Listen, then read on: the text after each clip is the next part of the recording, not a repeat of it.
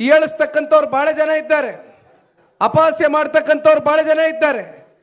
ಅವ್ರು ಮರ್ತಿರ್ಬೋದು ಅವ್ರು ಬಂದಂಥ ರಾಜಕೀಯ ದಾರಿ ಏನಿದೆ. ಬಹುಶಃ ಇವತ್ತು ಈ ಕ್ಷೇತ್ರದಲ್ಲಿ ಬಂದು ನಿಂತು ನಾವು ಮಾತನಾಡಬೇಕಾದ್ರೆ ನಿಮ್ಮೆಲ್ರಿಗೂ ಗೊತ್ತಿದೆ ನಾನು ಯಾರ ಬಗ್ಗೆ ಮಾತನಾಡ್ತಾ ಇದ್ದೇನೆ ಅಂತ. ಮುಖ್ಯಮಂತ್ರಿಗಳು ಮಾತೆತ್ತಿದ್ರೆ ನಾನು ಅಹಿಂದ ನಾಯಕ ಅಂತಕ್ಕಂಥದ್ದನ್ನ ಮಾತನಾಡ್ತಾರೆ.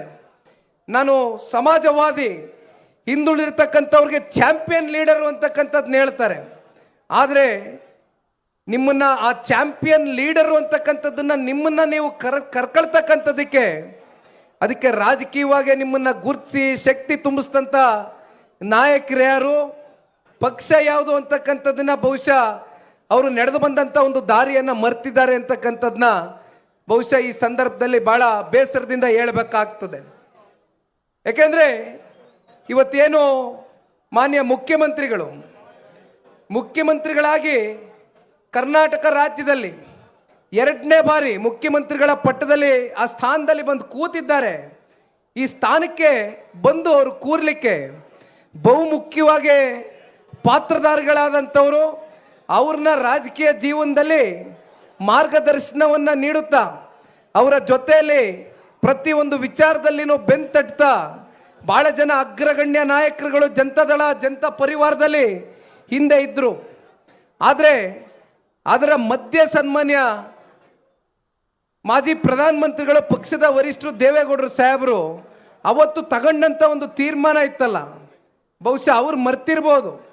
ಅವ್ರ ಕೈನಲ್ಲಿ ಬಡ್ಜೆಟನ್ನು ಮಂಡನೆ ಮಾಡಿಸ್ತಕ್ಕಂಥದ್ದಕ್ಕೆ ಇವತ್ತೇನು 17ನೇದೋ 18ನೇದೋ ದಾಖಲೆ ಪ್ರಮಾಣದ ಬಡ್ಜೆಟ್ನ ಮಂಡನೆ ಮಾಡ್ತಾ ಇದ್ದೀನಿ ಅಂತಕ್ಕಂಥ ಬೆನ್ನನ್ನು ತಟ್ಕೊಳ್ತಕ್ಕಂಥ ಮಾನ್ಯ ಮುಖ್ಯಮಂತ್ರಿಗಳಿದ್ದಾರೆ. ಅವತ್ತು ಸನ್ಮಾನ್ಯ ದೇವೇಗೌಡರು ಸಾಹೇಬರು ಬಡ್ಜೆಟನ್ನು ಮಂಡನೆ ನಿಮ್ಮ ಕೈಯಲ್ಲಿ ಮಾಡಿಸದೆ ಹೋಗಿದ್ರೆ ಇವತ್ತು ಈ ರಾಜ್ಯದಲ್ಲಿ ನೀವು ಮುಖ್ಯಮಂತ್ರಿಗಳಾಗ್ಲಿಕ್ಕೆ ಆಗ್ತಾ ಇತ್ತ? ನೀವೇನು ನಿಮ್ಮನ್ನ ನೀವು ಆರ್ಥಿಕ ತಜ್ಞ ಅಂತಕ್ಕಂಥದ್ದನ್ನ ನೀವು ಬಿಂಬಿಸ್ತೀರಿ, ಆ ಸ್ಥಾನ ಇವತ್ತು ನಿಮಗೆ ದೊರಕಲಿಕ್ಕೆ ಆಗ್ತಾ ಇತ್ತ? ಯಾವ ಒಂದು ಪಕ್ಷ ನಿಮಗೆ ಉಪಮುಖ್ಯಮಂತ್ರಿ ಸ್ಥಾನದ ಪಟ್ಟದವರೆಗೂ ಕೊಂಡೊಯ್ತು, ಅಂಥ ಪಕ್ಷದ ಬಗ್ಗೆ ಅಂಥ ಪಕ್ಷದ ನಾಯಕರ ಬಗ್ಗೆ ಸದನದ ಒಳಗಡೆ ನಿಂತ್ಕೊಂಡು ಈಗಾಗಲೇ 17ಕ್ಕೆ ಕುಸ್ತೋಗಿದೆ ಜನತಾದಳ ಪಕ್ಷ, ಮುಂದೊಂದು ದಿನ ಸಿಂಗಲ್ ಡಿಜಿಟ್ಗೆ ಬರ್ತದೆ ಅಂತಕ್ಕಂಥ ಅಪಹಾಸ್ಯವನ್ನು ಮಾಡಿದ್ದಾರೆ. ಮಾನ್ಯ ಮುಖ್ಯಮಂತ್ರಿಗಳು ಪ್ರತಿನಿಧಿಸ್ತಕ್ಕಂಥ ಈ ಒಂದು ಕ್ಷೇತ್ರದಲ್ಲಿ ಇವತ್ತು ನಿಂತ್ಕೊಂಡು ಒಬ್ಬ ಪಕ್ಷದ ಯುವ ಕಾರ್ಯಕರ್ತನಾಗಿ ಈ ಸವಾಲನ್ನು ಸ್ವೀಕಾರ ಮಾಡಲಿಕ್ಕೆ ಬಯಸ್ತೇನೆ. ಮಾನ್ಯ ಮುಖ್ಯಮಂತ್ರಿಗಳೇ, ಯಾವ 2004ರ ಗಡಿಯಲ್ಲಿ 58 ಶಾಸಕರನ್ನ ಜನತಾದಳ ಪಕ್ಷ ಹೊಂದಿತ್ತು, ಬಹಳ ಜನ ಈ ಪಕ್ಷವನ್ನ ಅವರವರ ರಾಜಕೀಯ ಸ್ವಾರ್ಥಕ್ಕೆ ಅವರವರ ರಾಜಕೀಯದ ಲೆಕ್ಕಾಚಾರಕ್ಕೆ ಪಕ್ಷವನ್ನ ಬಳಸ್ಕೊಂಡು ಹೋದಂಥದ್ದನ್ನ ಒಂದು ಇತಿಹಾಸವನ್ನ ನಾವು ನೋಡಿದ್ದೇವೆ. 54 ಜನ ಸಂಖ್ಯೆ ನಾನು ಹೇಳಿದೆ ಶಾಸಕರಾಗಿದ್ರು ಅಂತ ಬಿಟ್ಟೋದ್ರು ಪಕ್ಷವನ್ನ. ಆದರೆ ಇವತ್ತು ಪಾರ್ಟಿ ಉಳಿದಿದೆ.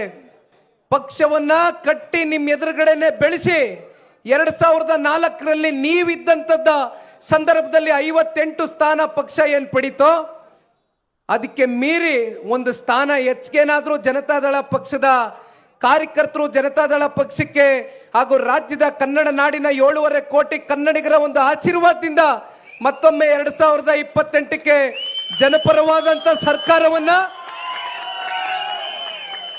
ಜನರಿಗೋಸ್ಕರ NDA ಮಿತ್ರಕೂಟದ ಸರ್ಕಾರವನ್ನ ರಚನೆ ಮಾಡತಕ್ಕಂಥ ಸವಾಲನ್ನ ಸ್ವೀಕಾರ ಮಾಡಿ ನಮ್ಮ ಪಕ್ಷದ ಕಾರ್ಯಕರ್ತರು ರಾಜ್ಯದ ಮೂಲೆಯಲ್ಲೂ ಕೂಡ ಓಡಾಡ್ತಾರೆ ಅಂತಕ್ಕಂಥದ್ದು ನನಗೆ ಸಂಪೂರ್ಣ ಆತ್ಮವಿಶ್ವಾಸ ಇದೆ.